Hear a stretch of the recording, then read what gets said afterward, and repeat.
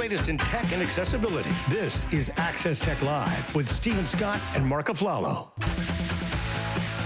Hey, welcome back. I am Stephen Scott. He is Marc Aflalo, and we are having lots of fun. Hope you can join us and join in online as well with our question. Of course, we're asking you this week about the strange things that you've asked. Lady A, I'm going to say Lady A, Mark, because, I don't feel right saying that word all the time. We're setting off devices all over the place. Alexa, play Frank Sinatra. Sorry. We are live, so we can do things like this. It's cool, isn't it? But look, let's move away from Amazon and Microsoft for a minute and actually go back just 1 week to talk about Apple and their new products. And you lucky person, I think is the word I'm allowed to use on here. Well, come on. You've got new products. I do have new products. I want to say a little shout out to our good friend Philip in New Brunswick as well, who was watching the live stream online. And Amanda in Peterborough, she reached out on Twitter as well, or X, sorry. Throw it in there. Yes, and Stephen, in front of me, I've got this wonderful display. I've got the new AirPods Pro 2 with the USB-C case. I've got the Apple Watch Ultra 2. But guess what? I'm putting those aside. I don't want to talk about them now. No. Because the pièce de résistance, as they say, Stephen, are the new iPhones. And in front of me, I know. Listen, come on, we're gonna go French here. We gotta be multicultural. I've got two devices and a case to talk about. Okay, two devices and a case. On my left, the case. The case. Okay. We'll put the case aside for one moment. But on my left, I've got the iPhone 15 Plus, which is the larger screen, 6.7-inch diagonal. I've got on my right the iPhone Pro 15 Pro. Which one do you want to start with? Do you have any preference? Is there? I know which one you want to get to. Which one do you want to start with? Well, I know which I absolutely want to get to the Pro, but let's start with the Plus, because I think it's actually one of those devices you don't hear as much about. You hear about the 15, you hear about the Pro lineup. So let's start with the Plus. Let's give it some time. So this is I restrained myself. You're going to flip this phone over, click the box. I'm going to tear. I don't have nails. It's going to be a problem here, but I'm going to tear the actual seal off the device itself in front of you guys for the first time, just to prove that I have never opened this before. So we are experiencing this together. I should really grow a pair of nails here because it's obviously difficult to do this, but we'll get that off. We'll get it off. Here we go. Go for it, Mark. Go for it. iPhone 15 Pro. This is the black color that I'm holding in front of me. They always showcase the back of the phone first because no one really cares about the front of these devices anymore because they're all just a piece of glass, and the color and all that hard-earned money and stuff they're putting into it is on the back of this device. So I'll take it out of the box, and of course, just quickly inside the box, we've got a new USB-C braided USB-C cable.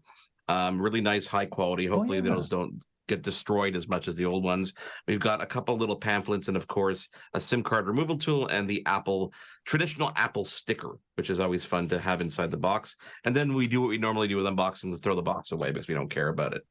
The first thing you notice with the Plus, Stephen, is obviously it's a matte black finish on the back, so no fingerprints that are really going to be stuck to that. But the camera system, which is in the top left-hand corner of the back, that's still shiny glass around the camera system. It's still supposed to be sapphire glass to actually protect the camera system. On this phone, on the 15 and the 15 Plus, we only have two cameras, but you've got that 48 megapixel camera and you've got that other telephoto lens of the other ultra wide there as well as the flash.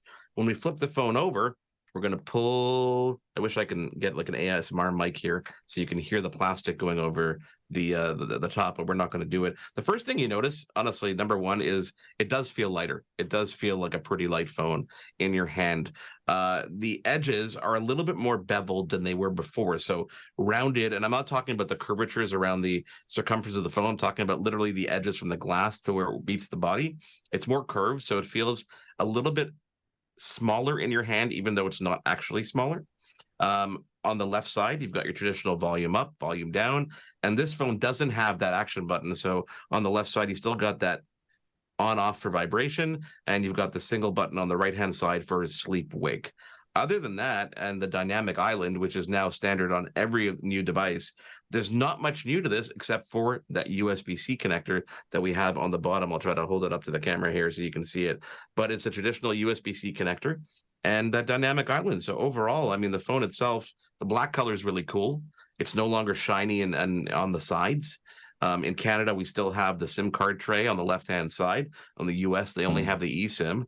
And that screen, I mean, because it's a Plus model, they default to bringing that screen down. Like when you set it up, it gives you the almost like to be reachable with your thumb. But other than that, it's you know, it's an iPhone. It just feels a little bit lighter, especially for the larger device. Yeah, I mean, this is not a massive upgrade, is it? I mean, we're talking a small speed upgrade here. This is the kind of device, if we're being honest about it, that is, if you've got an iPhone SE, second generation, or even earlier, maybe you've got an XR, maybe you've got an 11 or 12, this would be the time to perhaps make that upgrade to something like this. Now, I want to ask you about the material, because on the back of this, is it aluminium or aluminum, as you might say? Is it, what is it on the back? It is aluminum, but it's brushed aluminum, so it doesn't. It's like a matte finish, so there's no more shiny, glossy. Get your fingerprints all over this. Most people use this with a case. Apple actually has been on record saying they don't actually recommend you use it with a case because it's that durable. I don't really buy it. I mean, with the camera bump and everything extruding from it, I wouldn't use it without a case. But you know, it does feel really quite nice in the hand. It honestly feels lighter. And I'll bring in my iPhone, you know, 14 Pro Max, 14 Pro, not even the Pro Max from last year. It's lighter than that phone in my hand. And I think it's physically lighter than that. I don't think it's just an impression. But I know what you want me to get to, and I'll get to it. I do. I want to. Well, it's partly the weight question I have in mind here, because, of course, the new iPhone 15 Pro is made with a titanium back, or I believe that the actual shell of it is titanium. So therefore, it's supposed to be up to 10% lighter. So let's unbox this. And also, I want to know something. When you're opening these boxes, are you sniffing? Because you've got to do the sniff. No, I'm not. So you get the new smell. I'm not getting the new iPhone smell. It's not like the new Mac smell, which I know you can buy in certain places. The fragrance. No, you know what? The Pro, obviously there's a Pro and the Pro Max. The only difference between the two devices, obviously, is the Pro Max has a bit larger of a battery and it has that new 5x zoom lens. This one does not. So it's just the regular Pro, 6.1 inch screen diagonal. This color I have here is like the blue. It's almost like a midnight blue. It actually looks black from certain angles. The first thing you notice right out of the box, again, with that matte finish on the back, it's quite nice. You don't really notice the new material just yet, but you've got the 3-camera system on this. So you've got that extra camera, you've got that depth sensor and everything that goes along. In the box, it's the same thing as the Plus. You've got the braided cable, which is not color matched. So they're all white USB-C cables. We'll put that aside. And of course, you get the SIM card removal tool. So this device, a little bit different when you start looking at the sides, because the titanium has a little bit different of a finish, and I heard it's a little bit more susceptible to nicks and scratches, even though it's more durable and it is lighter. Overall, before I even, let me rip off the plastic from the front, and I can even turn this on here. Physically, again, it feels a little bit smaller in the hand than the existing Pro, which I have over here on my left, which I'll bring in. Oh yeah, because the bezels feels smaller, lighter, right? Yeah, the bezels are small. You don't really notice that. Well, you don't notice it right away, especially on this color of a device, because you got to let the screen turn on and actually see the full screen with pixels lit to notice whether or not the bezels are actually thinner. But the rounded edges from the screen to the body do make it feel a little bit slimmer in your hand. And I remember Samsung doing this way back when with the Galaxy Note, when they curved the glass around it to make it seem like it was a bit more svelte in your hand. So it definitely is lighter. It is noticeably lighter, and it feels a little bit thinner and smaller than the other Pro version. The only difference on this one, on the left-hand side, is you've got the volume up, volume down, and you've got that action button, which is just another button on the phone, which, as we know, you can program to pretty much shortcut to anything on the device if you wanted to. On the right side, you've got the sleep-wake button. And as you said, the bezels, when the screen is fully lit, it's on the setup screen right now, do definitely look a little bit thinner than the predecessor. And overall, the phone is actually millimeters thinner and not as wide and as tall as the previous one, but you don't even notice it visually. It just feels a little bit tighter in your hand itself. So sexy. I'm surprised it took me this long to open it. I cannot wait to obviously transfer my stuff onto it so I can experience it, because that's the fun about new devices like this. It's, yes, the hardware is fun, it's great, let's play with it, but what we're going to be talking about over the coming weeks is going to be the software and how we put that power to use. Because yes, these are powerful devices, and yes, there's that USB-C connector on this one as well, which is faster transfers because it is the Pro line. We're going to put it to the test, and I'm looking forward to people at home giving us ideas and asking us questions about it, because that's the best way to experience it, and the best way to answer your questions is, well, ask the questions, and we'll put it to the test specifically to what you want us to do. Oh, and the case, Stephen. I think it was. Oh my God. Well, I'll get to that in a second, but I want to ask. I want to mention the action button because, again, like you say, fantastic for lots of different features, and that is going to be enabled with even more features over the next few months. I think as well with that new design, that lighter design. I'm still intrigued to know, and because you have it in hand, I wonder how you feel about holding that in your hand, because I got the impression this was a little bit of a scratchy material. Is that the case, or is it quite smooth? It doesn't. It's quite smooth. It's a very smooth material. Definitely, there are definitely, funny enough, more fingerprints sticking to the titanium sides than the matte back. So that's something that I know people get fussy about. It doesn't really bother me. I mean, that's regular wear and tear for a phone. You're going to get fingerprints on it. It's a touchscreen device. What do you expect? You're going to stick a case on it. So speaking of cases, I've heard, I think the phrase I read most recently before we came on air was categorically terrible. That was a review of someone reviewing this case. Okay, so like for you? I've got a blue iPhone 15 Pro fine woven case. So they've gotten rid of materials that are not sustainable. And this, I wish I knew the best way to describe it. It almost feels like just a shirt.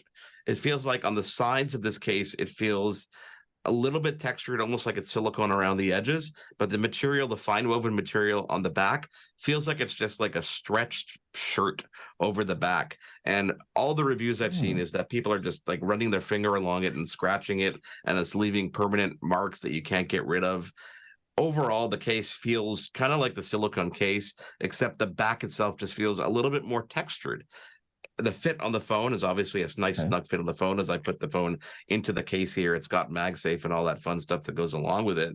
But the material definitely feels like it's a little bit more susceptible to damage. If it was leather, I'd feel a little more confident. If it was even just a silicone, I'd feel a little bit more confident. This definitely, the marks are definitely still there when I run my finger along it, and I don't even have fingernails. So this is, I'm not definitely putting it through its paces.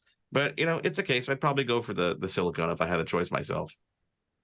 Yeah, but look, this is the thing, right? All these reviewers obviously have to review it, but I feel there are other cases out there, Spigeon, Otterbox, Nomad. There are lots of great brands out there that you can buy cases and, of course, get the MagSafe capability, because that's the other thing. And I have to say this for people. If you're buying a case, make sure it is MagSafe compliant and works with it, because some of them don't. That can be a problem, especially if you buy the cheaper ones on, let's just say, the big A store. Yeah, no, definitely. And listen, not everybody is ditching the leather and the sustainable materials. Lots of companies are still putting that stuff out there. So again, these phones available in store tomorrow. We've had them for a couple of days, and we'll be putting them to the test over the coming weeks, and we'll be able to give you a little bit more feedback, and we'll demonstrate some of those pretty cool accessibility features, because we're finding new features every day that we use these devices and we dive into iOS 17. Yeah, definitely. Stephen? And I think, also important. Yeah, also important to say LiDAR. Remember, LiDAR is the reason why a lot of people might want to go down that route for the Pro versus the regular 15. Stephen, we're going to pick apart the Amazon event. So many announcements yesterday. Celine Lee is standing by. She is the country manager for Alexa in Canada, and we are so excited to welcome her back. She's been done our show a couple times, and she's a great person to chat about all these really cool announcements. So do stick around, and don't forget the question of the day, which is, what is the strangest thing that you have asked your smart speaker, and what was the response? We'll be getting to your feedback and your comments after Celine Lee, after a break, here at Access Tech Live. We want to hear from you. Follow us on social media and get involved at Access Tech Live. We'll be right back.